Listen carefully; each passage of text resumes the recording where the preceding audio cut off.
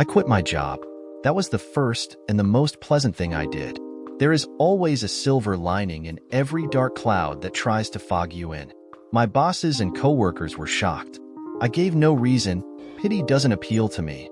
When I departed, I left them with the image I was chasing my dreams. There were meetings where they offered to raise my pay. They demanded to know who had bought me away. I just smiled and signed a non-compete contract for a tidy sum. It's strange when you see your true dollar value on paper. It is way too large and, at the same time, way too small. Some things were easier for me than would be for most in my situation. I had no close family, which was a blessing. My friends were more like acquaintances. I would meet them for cards or movies, but never really shared any intense bonding moments. They could call me to jump their car or collect the mail when they went on vacation. They knew better than to expect a shoulder to cry on when real problems occurred. I didn't share mine, so I expected not to share theirs. Needless to say, no one was particularly upset when I picked up and moved 3 states away. I bought an old house, one of those money pits in need of a ton of work. I had often spent Sunday mornings watching home repair and remodeling shows. I wasted years dreaming of becoming a rehab master. Buy them, fix them, and flip them. That was what I really wanted to do for a living, and that is how I would spend the rest of my life. The real estate agent thought I was insane. She tried to steer me to less stressed properties. She just couldn't wrap her head around my dream. Of course, I got the place for a song, so her commission may have been her impetus to try to sell me something a bit more pricey. I was the proud owner of a home in need of everything redone. I moved in without electricity and only one working bathroom. It was simply heaven. A new roof and upgrading the electrical were the first things on my to-do list. I would have to contract out both. I would help with the labor, but I needed professionals to guide me through the critical steps. The roofer could come out immediately. The electrical was a different story. The contractors were backed up and didn't expect to get to me for 2 weeks. I sweetened the bid price, and suddenly someone else's electricity was on the back burner. I really didn't care how much it cost. I just knew I needed 20 amp service as soon as possible. The electrician would arrive in 2 days with an estimated 3 days of installation. Without power, I couldn't cook, and refrigeration lasted as long as ice cubes in the cooler. You can only eat so many peanut butter and jelly sandwiches before your tongue revolts. I decided eating at least 1 meal a day in town would suffice. Junction City was a small town lying outside the normal world as I knew it. Far enough from the city so it couldn't be considered a suburb, but close enough it wasn't the outback. A basically rural population with a 4-block downtown. It would have been considered quaint if you didn't have to drive past the Pleasure Palace on the way into town. Just on the outskirts, well before any of the residential streets, lay a rectangular metal building.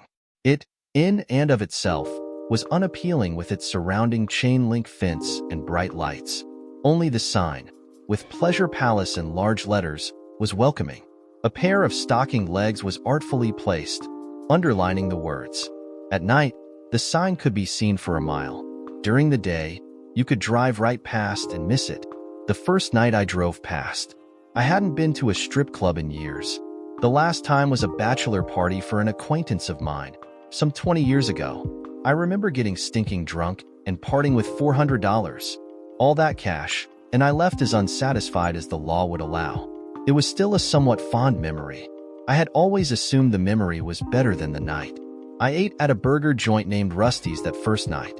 It was a family-owned place with all the ambience of a country kitchen, down to the red and white checkered tablecloths.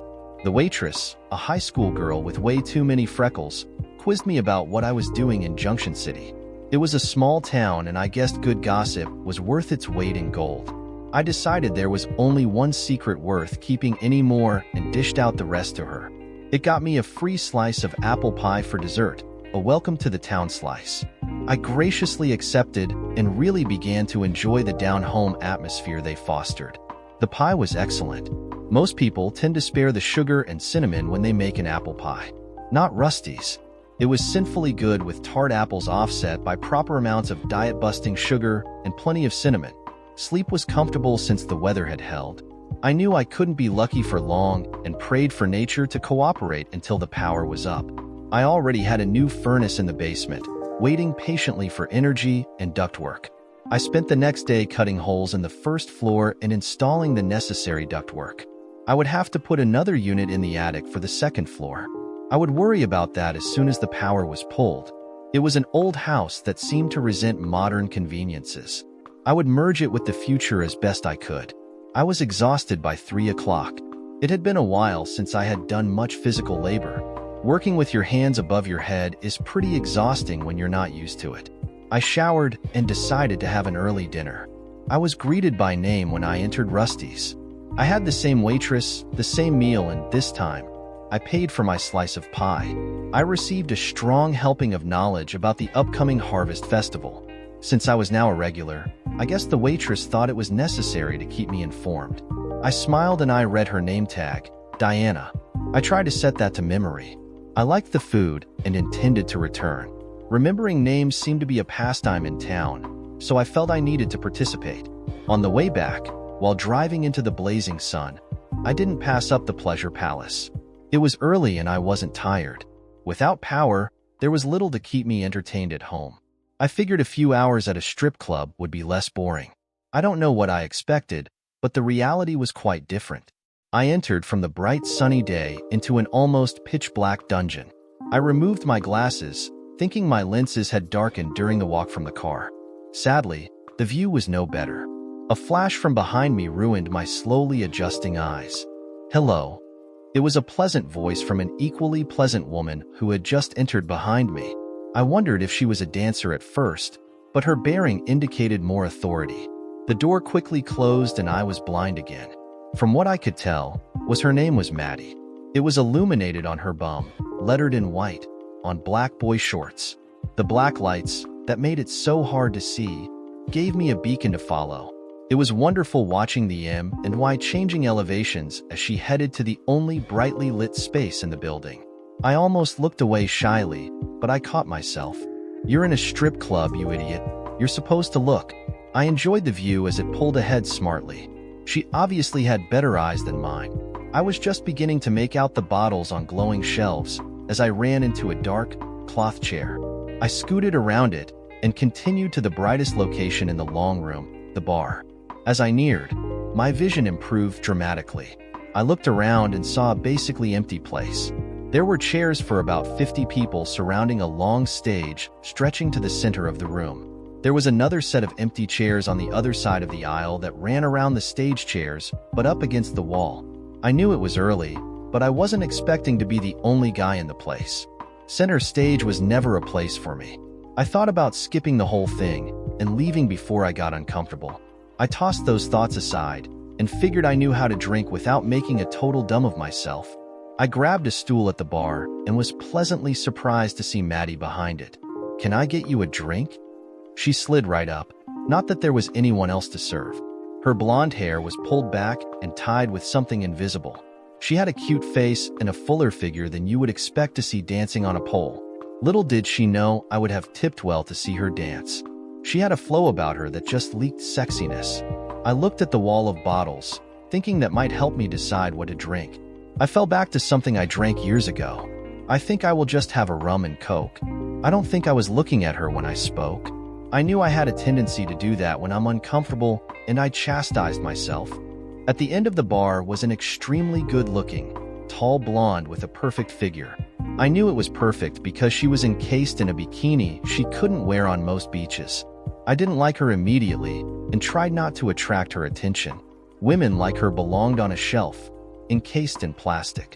I rarely found them warm, even when they would give me the time of day. Just eye candy as far as I was concerned.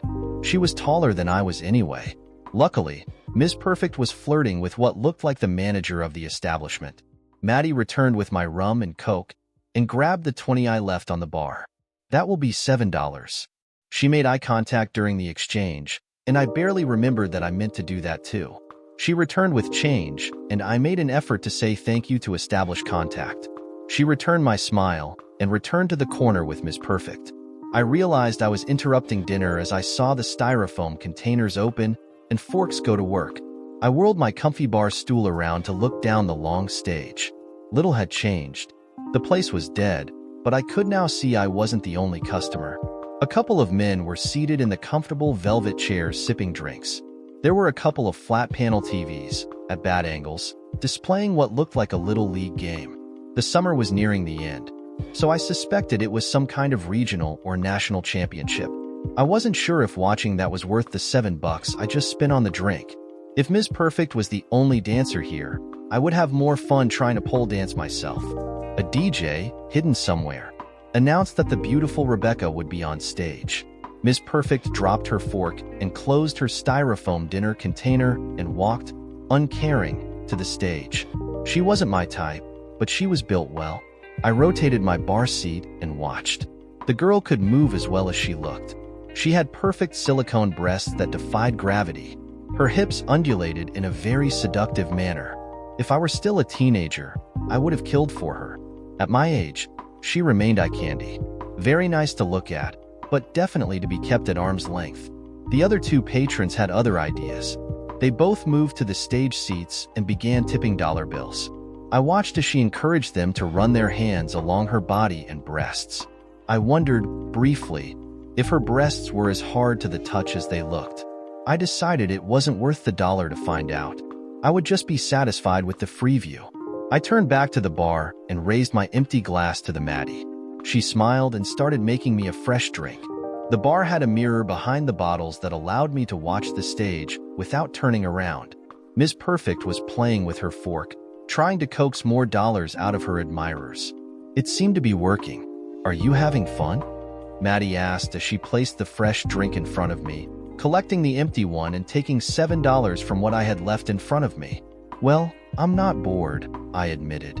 I wasn't thrilled with my decision to stop in, but I wasn't ready to walk out yet. "Is it always this quiet?"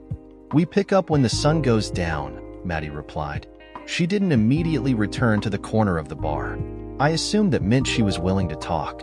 "Are there other girls dancing today, or do I have to wait for the vampires?" I said humorously. I don't think she cared for the humor. "Most of the guys like Rebecca," Maddie answered and pointed to the stage with the bar rag in her hand. I let my eyes follow the rag back to the stage. Rebecca was pulling her bikini bottoms to the side, trying to urge more dollars her way. I looked back with sardonic grin. "I know I don't look like a guy who should be picky, but she is a bit too Barbie for me," I said. Maddie laughed. I didn't think she expected anyone with a dick to make that comment. I smiled and took another sip of my drink. I noticed Maddie was making the drinks pretty stiff. I guess that helped loosen the customers' wallets. "I have never heard Rebecca described that way," Maddie said happily. "She's a nice girl, though. Not like you would expect." I smelled a sales pitch. I just shook my head. "Nah, I'd rather talk to you," I stated. I saw her cringe at the comment. Only I could overstep in a strip club. "I don't dance and my clothes stay on when you tip," Maddie informed me very clearly. I was a little surprised by the venom I sensed at the end of her statement. I raised my hand in surrender.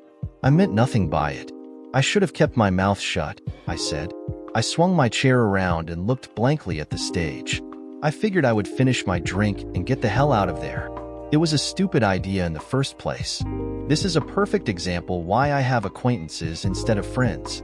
My mouth always moved faster than my brain, and people always misinterpreted my comments. It took me about half a minute to down the rest of my drink. I was thankful it wouldn't be a long ride home. I decided I had outgrown strip clubs. I placed my glass on the bar and left the $6 on the bar as a tip, my way of apologizing for the unintended slight. Life was too short to let a situation grow bigger than needed.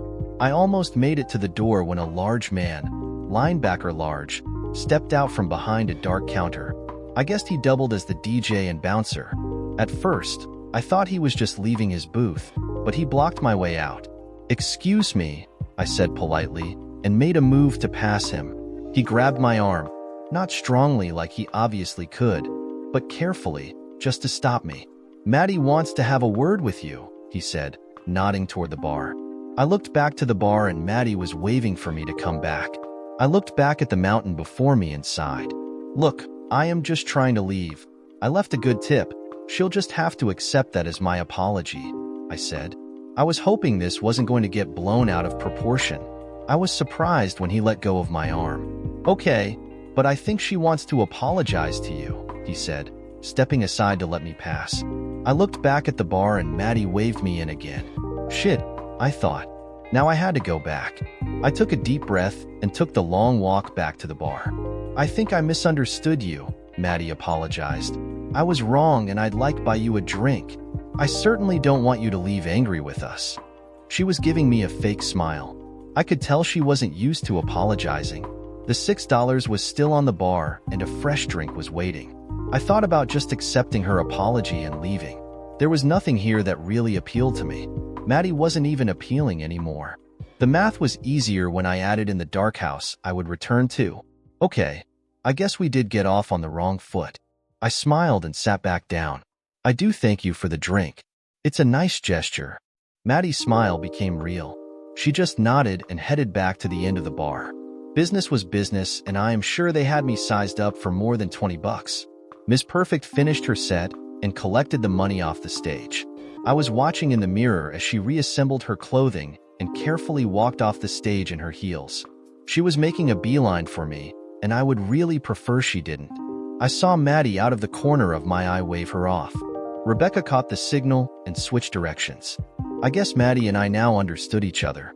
I was feeling no pain when the DJ announced a new dancer, Lucia. I swiveled in my chair, a little too far, and looked to the stage. An olive-skinned woman with rich black hair cascading down her back climbed the stairs. She was dressed in flowing, translucent silks in different shades of pink. Fleetwood Mac's Gypsy began to play over the sound system. Lucia began twirling, letting the silks spread out in some kind of Stevie Nicks impression.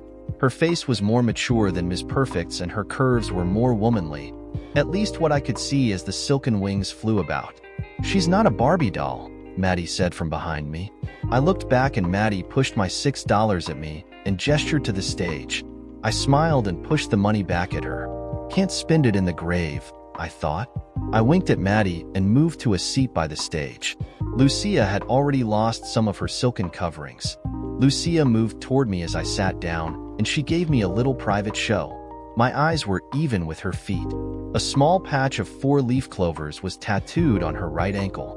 When I looked up into her eyes, I didn't see 1 ounce of Irish. I guessed Hispanic. Lucia wrapped one of her silken wings around my neck, and it just stayed there, as she stepped back, disrobing a tantalizing bit more. I was alone at the stage. The others probably blew their wads on Miss Perfect. Lucia took a quick spin around the pole in the center, leaving the rest of her silks behind. She returned to me in a dark pink bikini, the top holding what looked like real breasts. I was basically lost in her beauty when she leaned over, her lips close to my ear.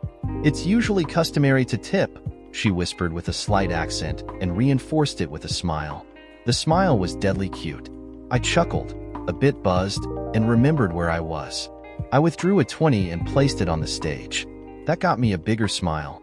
She lay on her side, bumped to me and grabbed my hand. She caressed herself, running my hand up her thigh, along her hip, up her stomach. She guided my hand to her breast and helped me squeeze it through the fabric. It was real, not a hard silicone facsimile. "Untie me," Lucia whispered and released my hand. I pulled the strands of the 2 bow knots that held her top on. She rolled her body and teased me. I enjoyed the private show and smiled as I watched her midriff undulate to the music. This woman had muscles motivating her curves. Some a-hole sat down on the other side of the stage, and I saw Lucia's eyes glance in his direction. I knew where I was, but unfounded jealousy crept into my consciousness. I kind of wanted Lucia to myself, but my illusion of being special was beginning to fade. Her eyes returned to mine, and she dropped her arm. She took my hands in hers and ran them up her sides, almost tickling them. She cooed on cue, which excited me, even though I knew it was all an illusion. "I'll be right back," Lucia said, smiling. I watched her dance over to the other patron. I admit I was feeling selfish and had no desire to share. I knew that wasn't part of the strip club experience, but I brooded anyway. I grabbed my drink and sat away from the stage and the bar to sulk a bit. After a few minutes, I laughed at myself. Here I was thinking I was bonding with an on-stage stripper when all she was after was what was in my wallet. The drink was going to my head, and I was letting the fantasy become a bit too real. I saw Lucia turn back to where I was sitting, and frown a bit before collecting a few more dollars from the interloper. At least my 20 held some sway over her thoughts.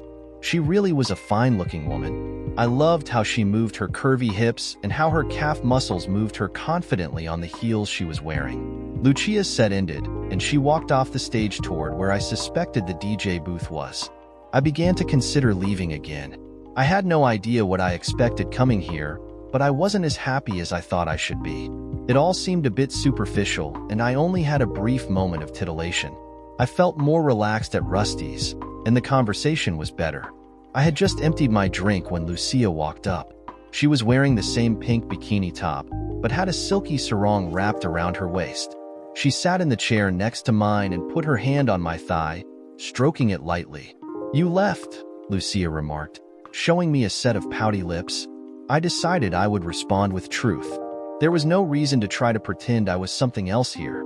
"I'm selfish that way, didn't want to share," I said, hoping I didn't sound too intoxicated. It had been a while since I had drunk a lot of rum. Her hand moved higher up my thigh. The feeling was pleasurable. "Well, I'm here now," Lucia said and smiled. "You have my full attention." I thought about that for a second. I liked the idea, but I knew it was a delusion to think it was any more than a one-sided business arrangement. At least as far as profit was concerned. Time was too short. I decided I would just latch onto the illusion for a while. "Now that makes me happy," I smiled. "Can I get you a drink?" I knew I could. It was one of the numerous ways to drain my wallet. It didn't matter in the scheme of things. It's not like I needed money for retirement anymore. "Sure," Lucia responded and waved Maddie over. I ordered another rum and Coke, this time with a glass of water. Lucia ordered some kind of fruit cocktail. I suspected it was devoid of alcohol, and she would split the cost with the bar. I was happily cynical. "So, you have any kids, Lucia?" I asked. She was a bit taken aback by the question, not something a guy with a lady's hand high on his thigh would normally ask. I decided I wanted a normal conversation with a pretty girl. "I have a girl." Lucia smiled. I saw some pride in her brown eyes. "I work here to put her through college." That took me by surprise. She simply didn't look old enough. "Either she is a prodigy or you're a bit older than you look," I said with a bit of whimsy. I was really feeling the rum. I felt her hand tighten on my thigh. "No, my baby is smart, but not that smart." Lucia went into mom mode. I found it endearing. She will be the first one to graduate from college in my family. Her eyes were alive as her hand left my thigh, and she began animating her words with her hands. She isn't sure if she wants to be a lawyer or an English teacher. She's only a sophomore, so she has some time left to decide. I was so proud she got accepted.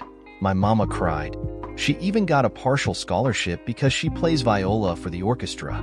I can tell you this, she won't be dancing for a living, not if I have any say about it. Lucia's accent became more pronounced as she continued. "I kind of want her to meet a nice guy there, someone who will have an education like her. I don't want her worrying about rent and struggling through life like me. She kind of had a hard childhood and deserves more than I gave her." "She sounds wonderful," I said. Maddie showed up with our drinks and gave Lucia a glare.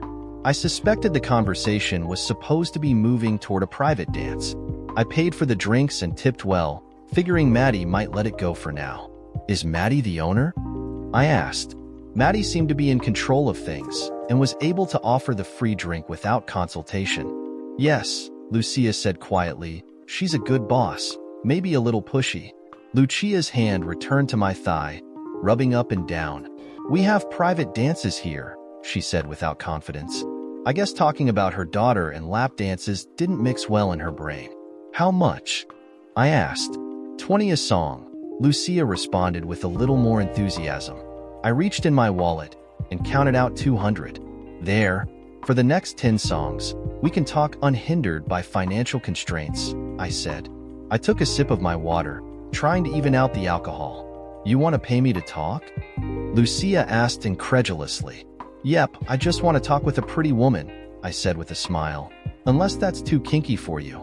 Lucia smiled as I clarified the proposal. I had decided naked jugs are fun, but only if it didn't stop there. Since it had to stop, I might as well go for companionship since the money didn't matter anymore. Lucia took my money up to the bar, and I watched Maddie shrug her shoulders and nod. I guess they were discussing my strange fetish. Lucia returned and held out her hand. "We still get the private room," Lucia said. I let her help me out of the seat and grabbed my water. She led me along the stage and up a flight of stairs. We got to the end of the hall, and she pushed a curtained door aside. There was only a small table and a bed in the room. "Lie down, kinky boy," Lucia said as she took my drink and set it on the table. I lay on my back, my head on a small throw pillow. Lucia lay next to me on her side, her hand caressing my chest. "So, what would you like to talk about?" Lucia asked. Strangely, I wanted to listen more than talk. "You were telling me about your daughter." I tried to get her going again. "I can't believe you're old enough to have a daughter in college." "I had her when I was 17, Lucia said calmly. "It was an accident, drinking at a party, and the guy ran as soon as he found out. My mama and I raised her. I never finished high school because of it. That's why I am going to make sure Sophia finishes college." Lucia's hand pulled at my shirt, untucking it from my pants. I was about to stop her when I felt her hand on my belly. It was pleasurable, so I didn't say a word. "You work every day?" I asked. "Nope, I'm off Wednesdays and Thursdays." "What's your name?" "Strange man who only wants to talk," Lucia inquired as her warm hand stroked my belly. "Todd, strange woman who agreed to talk," I answered, trying to be funny. Her fingers ran up my side, sending a shiver through my body. "Well, Todd, what do you do for a living?" Lucia asked while her hand traveled across my chest. Her hand was really soft and it warmed my skin. I was enjoying the touching more than I thought. "I used to be a bond broker," I answered. "Now I'm trying my hand at rehabbing a house." "You must be rich to afford such expensive conversations."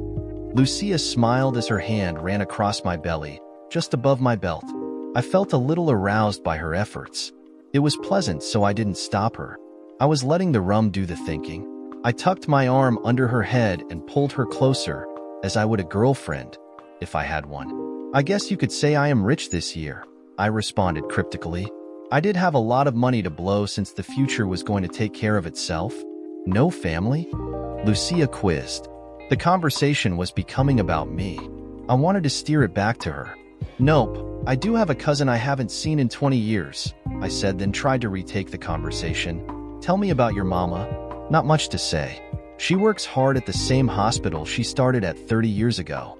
She does the laundry and cleans rooms. Never misses a day of work." "That's my mama."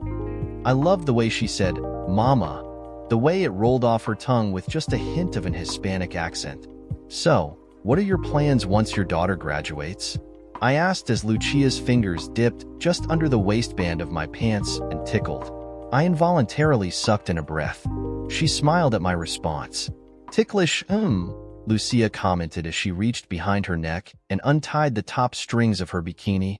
"I haven't thought that far ahead. I just had that one goal since she was born." Lucia pulled the bikini cups free of her breasts and smiled. "I know you like my jugs. You're allowed to play with them while we talk, I reached over with my free hand and caressed her. "I'll have to work here for a few more years to pay off Maddie," Lucia stated. "Then I won't need as much money. I don't know, maybe waitressing or something." "You owe Maddie money?" I asked. I was a little surprised by that revelation. My eyes never left her jugs. It felt really good in my less than sober hand. "She loaned me tuition money for Sophia," Lucia admitted. "She doesn't charge me interest, but I promised I would work here until it's paid off." Lucia's hand sank deeper into my pants, never touching my growing erection, but sending sweet twinges its way. "I figure I have to be here another 4 or 5 years. It would be less if all the customers wanted to have long conversations." She laughed. It was a friendly form of indentured servitude. Maddie was keeping Lucia locked in by leveraging her daughter's future. Since there was no interest, it wasn't predatory, but it still smelled bad on the surface. "You like to be touched," Lucia observed. She sat up and helped me remove my shirt. I didn't fight it. I was deep in a rum fog, and she was correct in her observation. Lucia undid the bottom set of strings of her top and tossed it on the floor. She maneuvered on top of me and laid on my chest, her eyes only a hand's width from mine. "Why did you decide to quit being a broker?" Lucia asked. Her jugs felt extremely good mashed into my chest. It had been a long time since a woman had paid this much attention to me. Too long, I decided. I've always had a dream about rehabbing old houses, I answered while splitting my sight between her eyes and her beautiful cleavage. I guess I figured it was now or never. I left out the real driving factor that drove the job change. I already mentioned pity didn't appeal to me. Lucia's leg wormed between my legs and was creating friction in a most pleasing way. Lucia's lips grazed my ear. I could hear her breathing, almost sighing, tickling my eardrums. In my slightly inebriated state, I sensed an impending eruption between my legs. My hands were exploring her sides and back. "Lucia, I'm getting too excited," I stammered. "You need to stop." Lucia's lips touched my ear. Oh, so tenderly. "It's okay," Lucia whispered with compassion and kissed my neck. The sensations were too much. I ran my hand under her hair and hugged her close as I began to spasm. "Lucia, Lucia," I called softly, trying to stop and not wanting to. My hips began to buck, and that wonderful feeling filled my groin as well as an embarrassing amount of warm wetness. She held me through it, kissing my neck, saying it was okay. When it was over, my muscles, that I didn't know were so taut, relaxed. My mind let go of the darkness hovering at the periphery. Something had changed when the immediate replaced my dark future. I was happy, at least at that moment. I was truly happy. "Sorry, it seemed like you needed it," Lucia said when she lifted her head away from my neck. I knew it would be an uncomfortable ride home. I knew it wasn't my intention to let things go that far. I also knew she was right. I did need it. I decided I wasn't going to return to the pleasure palace. The fantasy Lucia had built was too delicious, and attempting to repeat it would be a waste of time. I pushed the envelope in an attempt to complete the fantasy. I pulled Lucia's lips to mine and kissed her. I don't know what I really expected from the kiss, maybe a slap or a knee to the groin. I just knew, in my slightly drunken stupor, I wanted to kiss my imaginary girlfriend. She surprised me by kissing me back. Her warmth spread through me again as she added passion through her lips. I liked the kiss as much as my earlier release. It was wonderfully euphoric, and I was able to lose myself again. "I usually don't do that," Lucia admitted when she finally broke the kiss. I could tell she was surprised at herself. She sat up, physically announcing the end to our dalliance. I just lay there happy, with a silly grin, watching her jugs jiggle with her movements. She gave me a strange look, almost on the verge of concern. "You know this is a strip club, right?" she asked. I assumed she was making sure I wasn't falling for her. Little did she know, I didn't have time to fall for anyone. "Yes," I answered, my inside still feeling wonderful. "And you are a wonderful dancer who is quite possibly the best conversationalist I have ever met." I grinned to ease Lucia's concern. She laughed, and it surprised me how much I enjoyed it. Her eyes lit up and little crinkles formed at the edges when she laughed. I sat up and looked at the dark spot between my legs. "It's going to be a bit embarrassing walking out of here," I said. I kept the grin to make sure she didn't feel badly about it. I wasn't sure why it concerned me. "It's dark downstairs. No one will know," Lucia responded with a wicked smile. "But you may have to hustle to your car." I laughed at that. She helped me put my shirt back on and pulled me to my feet. I helped tie her bikini top and made sure I touched her more than really necessary. Her olive skin was really soft, and she had such a sweet, musky odor. I had no idea what the perfume was, but it was subtle and would be teasing my brain for the next few days. "Here," I said, reaching into my wallet. "This is for Sophia." I tipped Lucia $100. "You can't take it with you after all." She seemed hesitant to take it. I wasn't sure how long I should hold it out to her. "You're not coming back, are you?" Lucia asked. She was a lot deeper into my psyche than I thought. I guess she sensed it in the way I tipped. "You were wonderful, but no, I won't be coming back," I said, trying to be serious. "This place really isn't me, if you know what I mean." Lucia took the money and hugged me. It was a deep, friendly hug. She took my hand and led me downstairs to the front door. She said goodbye and kissed me on the cheek and sent me on my way. It was the last time I ever expected to see Lucia, my wonderful fantasy girl. The roofers and the electrician showed up the following morning. I had a splitting headache I wished was from a hangover, but I knew better. The doctors had told me to expect them and had given me strong pain relievers to thwart the pain. I had decided I wouldn't take the pills unless I became non-functional. I didn't want to lose touch with reality until absolutely necessary. I let the roofers do their thing, and I lent my labor to the electrician, Frank. He was a burly man. One of those guys you would expect to see hefting a beer at the local sports bar. Luckily for me, he was a very efficient electrician. There was very little wasted effort in his movements, and he didn't need to spend a lot of time analyzing what needed to be done. We walked through the house once, and I explained what appliances I expected to put where. When we were done, he had crude sketches where all the lines would be pulled and where best to bring the new service into the house.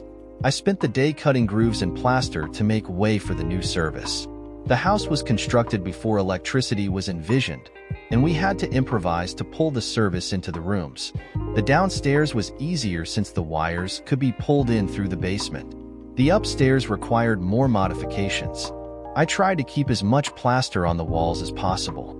I could have ripped it all out and replaced the slats with drywall, but I liked how the plaster gave the house a warm look. The whole time I was working, my mind kept floating back to Lucia. She seemed to have affected me more than I had thought. She was just a hot stripper, I told myself over and over. I was amused with the argument I was having with myself. There was no way I could have a relationship, and only an idiot would have one with a stripper. I went back to work with a vengeance. I was happy my headache dissipated before lunch. The next day went better than the previous. No headache. I had mastered wire pulling and the roofers were done by noon. My mind still tended to drift to Lucia. I had no idea why I was fixated on her. I guess it was because she was the last woman I had had physical contact with. Probably the last female I would ever have any kind of relations with. It saddened me a bit, but I had known this long enough to let it slide off. I spent the afternoon securing a plumber for next week. The electrician wasn't going to return until the inspector showed up to allow us to connect to the grid. The inspector wasn't available until Friday, 2 days away. So much for my 3 days until power dream. I had another early dinner at Rusty's. Diana filled me in on what was happening and quizzed me about how the rehab was going. For such a young girl, she was surprisingly outgoing and articulate. Too bad you can't buy stock in a person's future. Diana was going to go far in life. I promised, again, to consider attending the Harvest Festival. I was happy to see the apple pie was consistent day to day. That free sample Diana gave me the first day was paying Rusty's good dividends. A quirky idea struck me on my drive home. Knowing the future lets you do things you would never normally do. Things you wouldn't even have thought of before. It was silly, selfishly funny, and quite insane. There was no need to save my money, so I decided, what the hell? I pulled into the Pleasure Palace knowing it was Lucia's day off. Maddie greeted me with a pleasant smile, probably thinking I might become a regular. Lucia is off today, Maddie said. I think I have someone else you might like. Actually, I just wanted to speak with you. I responded with a grin, and not in the naked sense. I added that to forestall any anger Maddie might have brewing. She caught the humor and gave me a weak, ha ha. I dropped enough money last time, so she decided to play nice and listen. How much does Lucia owe you? I asked with a serious face. The expression on Maddie's face was worth the asking.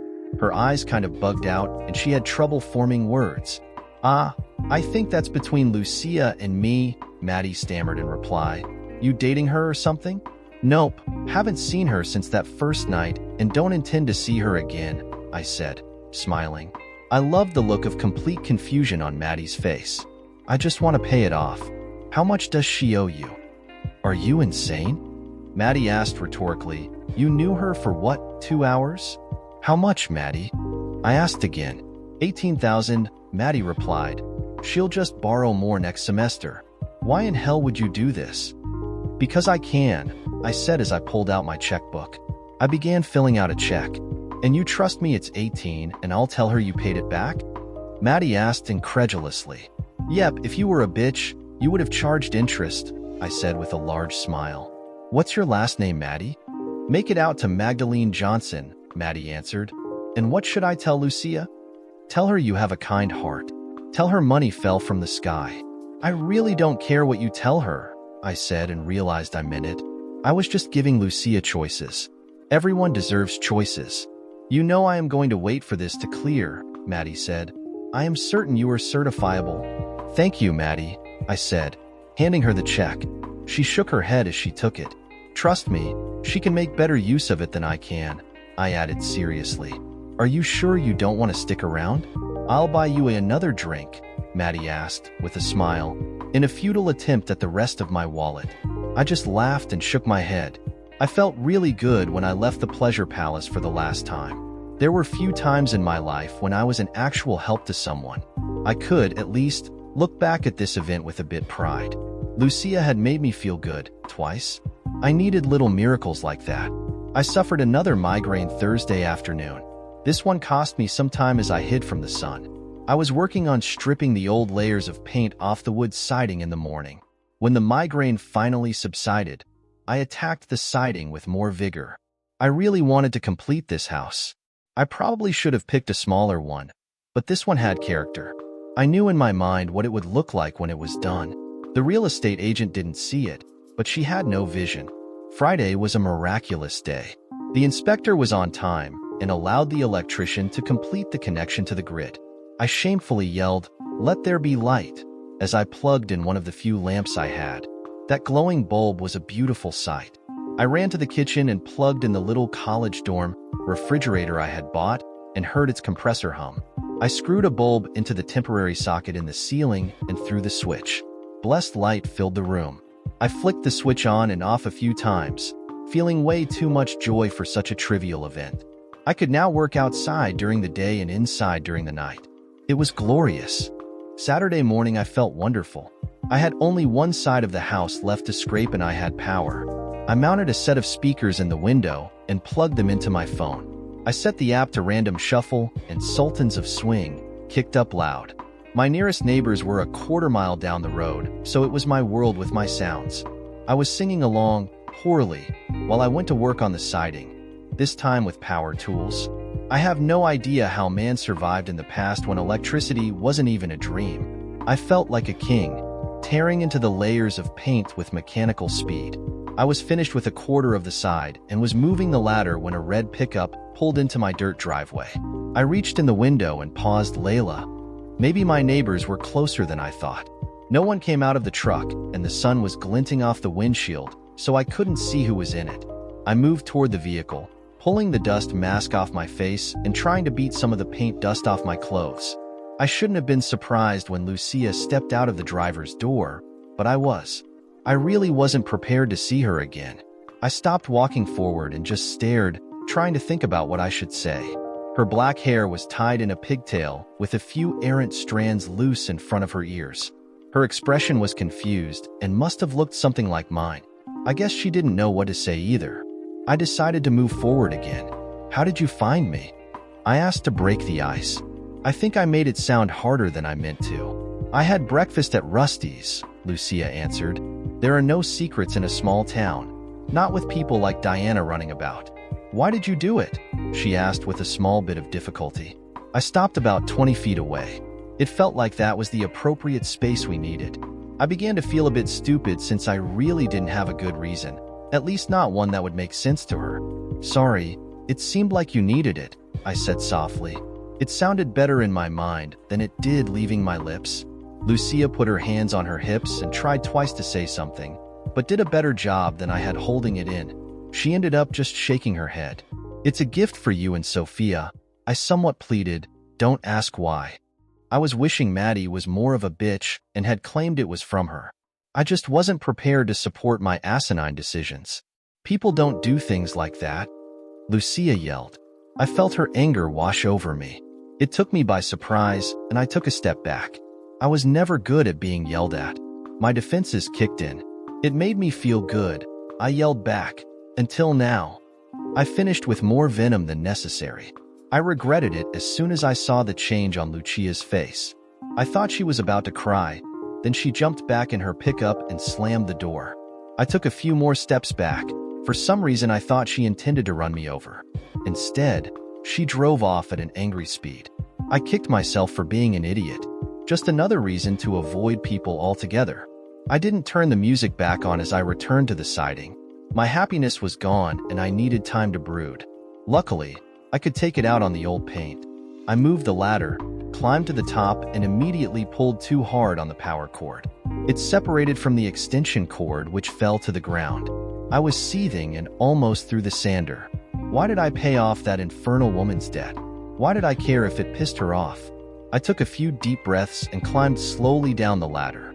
I tied the two power cords together and then plugged the ends together. It would take more than a simple pull to separate them now.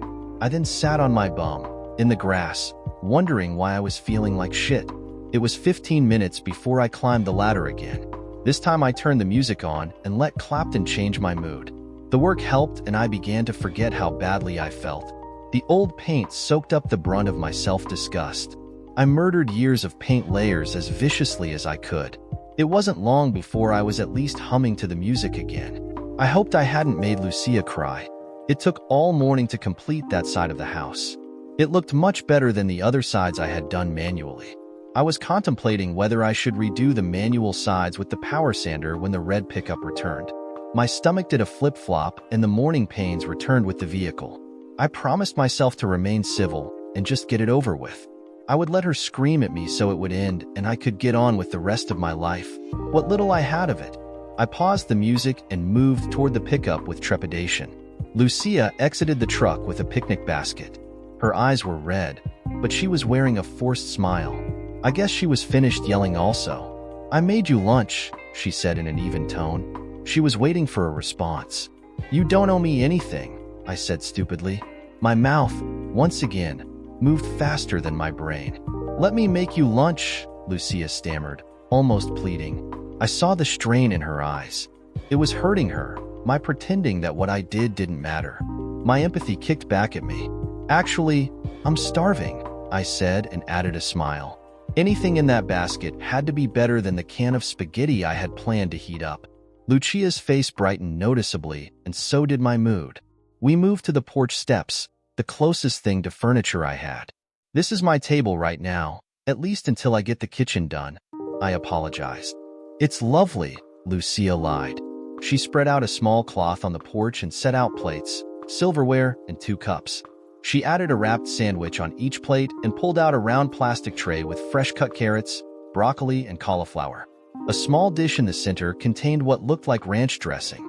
Lucia absently dipped a carrot and tossed it into her mouth as she pulled out a bottle of white wine. She handed me the bottle and a corkscrew. I went to work as she pulled out 2 carry-out trays from Rusty's. "Diana said you liked the pie," Lucia said, almost daring me to deny it. "I love the pie," I responded happily, "and thank you for lunch." That got me a real smile. I worked at the cork as Lucia unwrapped the sandwiches. They were chicken salad and I could smell it was freshly made. I was hungrier than I thought. The cork popped free, and I was inwardly proud I didn't spill any in the struggle to get it out. I filled the 2 plastic cups and lightly reseated the cork in the bottle before I put it down. "I'm sorry I yelled at you," Lucia said, looking at the picnic layout instead of me. I was confused and I didn't know what to say, and it just came out. I yelled back, "So we're even," I replied, trying to smooth the waters. I was never a good smoother. She took my comment well and looked at me with more comfort in her eyes. "Mama told me not to come out here, to just pretend I won the lottery," Lucia continued. I loved how she said, "Mama." Her accent was very slight, but it came out more clearly when she used that word. I tried to stop myself and I couldn't. I was angry with myself because I didn't know what to say when I got here. "You gave me all that money and tried to tell me it doesn't matter." I just went a little crazy. I didn't want to talk about the money again. It was done in my mind. I was hoping she would let it go. "You tell your mama everything?" I asked as I took a bite out of the sandwich. "This is really good," I added rudely as I chewed. I got another smile. Lucia had a really big smile. One of those light-up-the-room smiles. "Mama and I are close," Lucia replied. I could see the truth in her eyes. "It's just the 3 of us, and now that Sophia is away at school, we are even closer. She wants me to quit dancing now, after what you did." I could see some stress in her.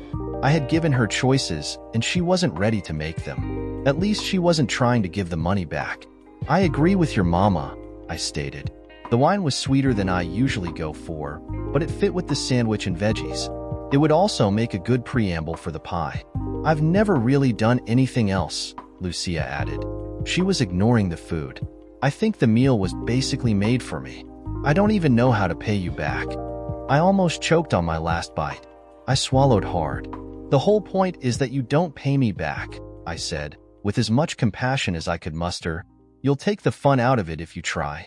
I knew what was coming, and I didn't have a pat answer. The truth would elicit pity. I needed a good lie. Why would you do this for me? Lucia asked. I saw the concern in her eyes. Look, I'm stinking rich and I can't spend it all, even if I wanted to. Half-truths were better than bold-faced lies. I don't really have any family. I would rather you and Sophia have a better life than let the government take it all in the end. You're really that rich? Lucia asked, trying to justify it all in her mind. Huge windfall this year. It let me quit my job and rehab this house, I said while spreading my hands wide apart to emphasize the huge part. I would have made a bad Rockefeller. I couldn't even give away money without making people upset. Lucia just nodded her head. I don't think she fully accepted it yet. She looked at the house, still in its dilapidated form. And this is what you like to do? Lucia asked, gesturing at the house. It's my only dream, I admitted. It was actually my only feasible dream. Space travel was still too many years away. I can paint, Lucia offered. Her eyes were on mine when she made the statement. The next idea that came into my head was really stupid. My next statement topped the stupidity chart. In my defense, her eyes were really pretty. $25 an hour, and you forget about the loan, I stated firmly. Done, Lucia answered with one of her big smiles. I knew this would bite me in the bum later, and it was going to take a big chunk of skin, but now she had made me happy a third time. I've never worked for a rich guy. Do I need an evening dress to paint? She asked with a big smattering of smartass. I laughed. Jeans and a t-shirt you don't care about, I answered. Lucia started in on her sandwich as I continued with my second half. The rest of the lunch went peacefully. We talked about useless things like how long the weather would hold and other places to eat besides Rusty's. I took her on a tour of the house, explaining my vision of how it would look in each room.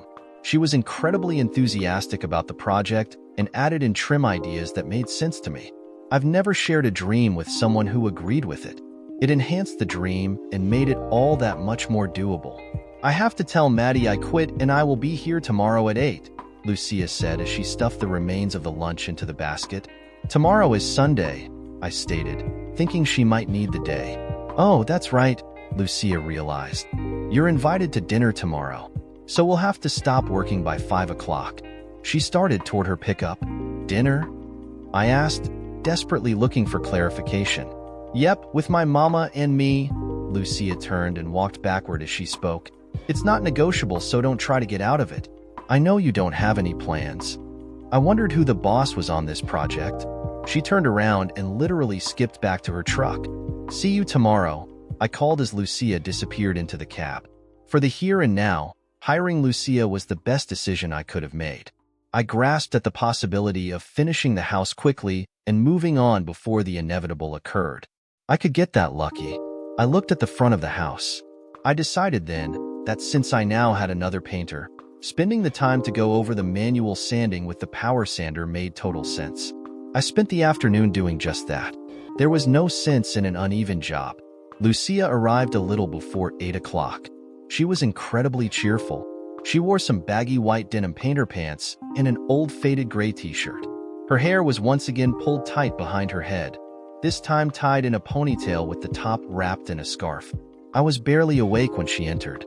I had overslept and was pleased when she decided to make some coffee first.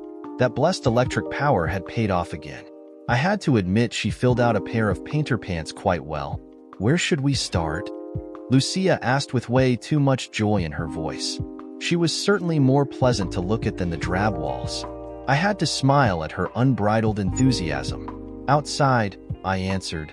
Got to get it done before the cold weather sets in. I had purchased some exterior primer and had it colored as close to the final light brown as I could get. I was going to try to get by with only 2 coats, one primer and one final. I figured we could start on a side and work our way to the front once we set a good pattern. It only took us a half hour to get the gears set up to start painting. When Lucia bent down, I had to look away.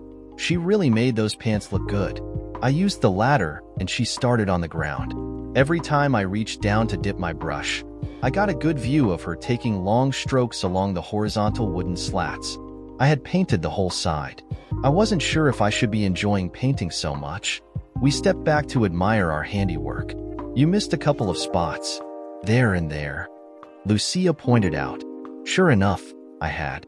"Damn, I wonder how that happened?" I asked as I looked at the spots that were so blatant from this vantage point. "You spent most of your time staring at my dugs," Lucia stated with one of her big smiles. "Yes, they were most distracting," I agreed, knowing I wasn't as sly as I thought.